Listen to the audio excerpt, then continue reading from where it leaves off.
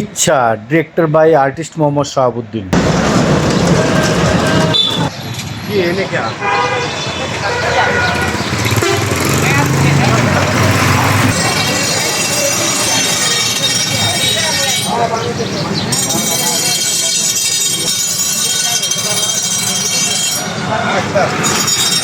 ওই মিয়া তুমি এখানে তো পড়েছো কেন মিয়া? হ্যাঁ খিদে হয় না তুমি প্রত্যেকদিন এনে বসে থাকো, ঘটনা কি? এটা কি দেবো মিয়া? এটা নষ্ট তো মিয়া। তাইলে